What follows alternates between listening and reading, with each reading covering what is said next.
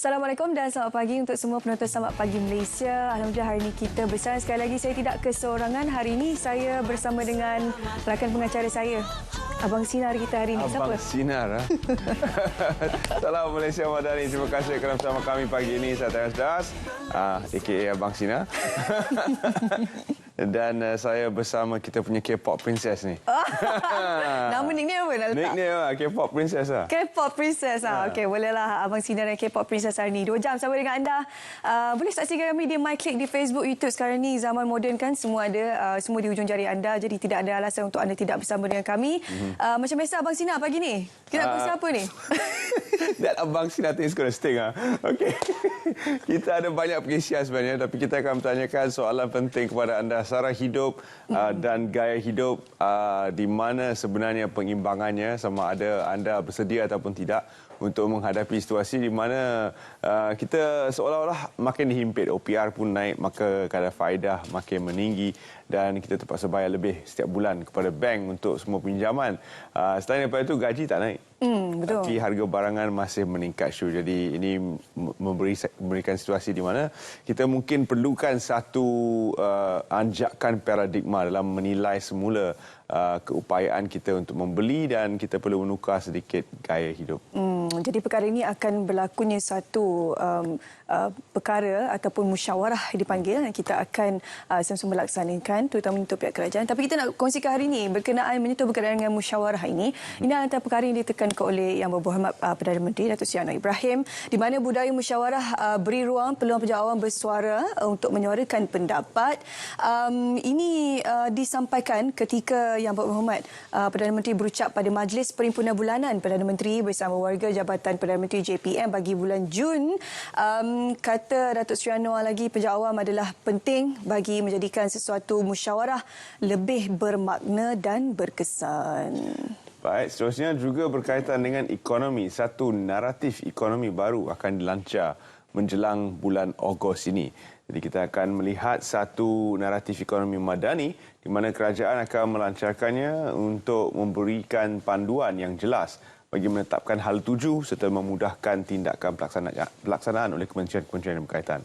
Jadi prinsip-prinsip ekonomi yang akan dicerahkan secara ringkas dalam buku Madani, tetapi Kementerian Ekonomi dan kementerian-kementerian yang terlibat serta sektor swasta perlu ada proses libat urus untuk menentukan beberapa dasar seperti soal guna tenaga dan keutamaan pelaburan serta soal ekonomi hijau dan lain-lain lagi. Jadi kita akan melihat satu perubahan mungkin dalam cara Malaysia merangka ekonominya.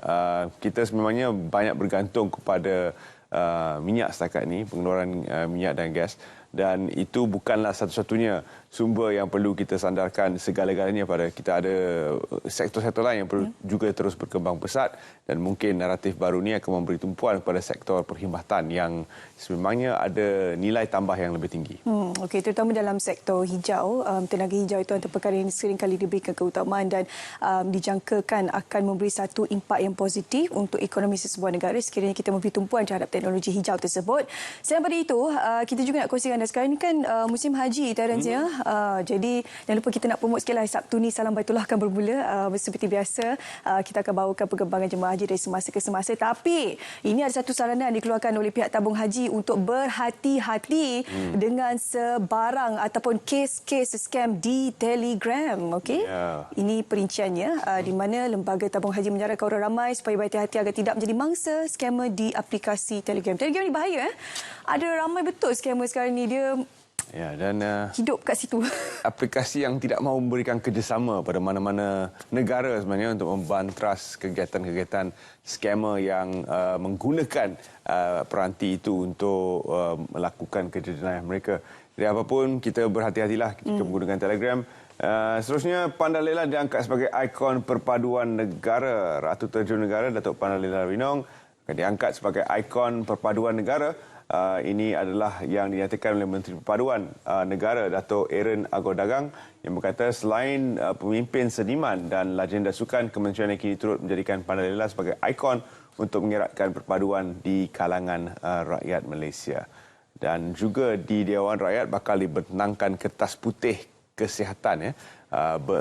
Kertas putih kesihatan ini sangat perlu kerana mungkin bila pandemik menyerang kita dapat melihat bahawa kebanyakan rakyat Malaysia tidak berfikiran secara jelas tentang kesihatan masing-masing dan kita terpaksa menilai semula cara kita melakukan aktiviti harian, makanan dan juga cara kita bersenam. Jadi semua ini mungkin akan dimasukkan dalam Kertas Putih itu, tapi yang paling penting kos kesihatan yang semakin meningkat. Jadi bagaimana Kertas Putih ini akan memberikan tumpuan kepada isu kos, kita nantikan di dalam persidangan parlimen yang akan kita bawakan secara langsung di RT. InsyaAllah seketika nanti. Seterusnya di perkongsian seterusnya, kita nak bercakap berkenaan teknologi AI di mana Malaysia perlu memperkasa tenaga mahir dan sistem. Perinciannya di sini, beberapa langkah sedang dikenal pasti bagi memperluas dan mempromosi teknologi kecerdasan buatan AI di negara ini. Antara perkara yang perlu diberi perhatian adalah hal berkaitan tenaga berkemahiran dan juga pembangunan sistem.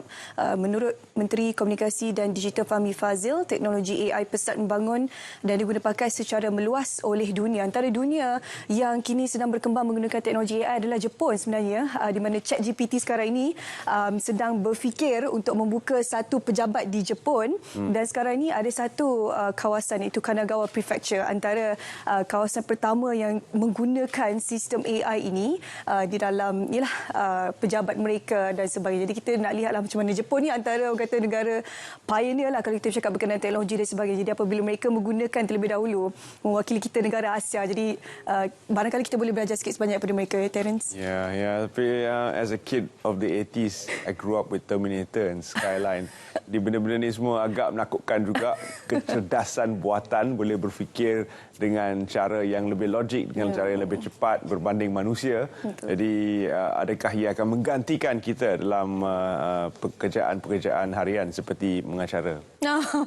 Possible, boleh jadi. Bukan kita je, barangkali anda juga ni sedang minum sambil makan sekarang ni, tengok pun barangkali boleh ditukar ganti dengan AI. Tapi tak apa, ada kelebihan dan juga kurangannya. Kita akan sama-sama nantikan perkembangan AI ni. Semoga dapat memberi manfaat lah untuk kita kan. InsyaAllah. Kita akan berehat seketika dan kembali bersama anda.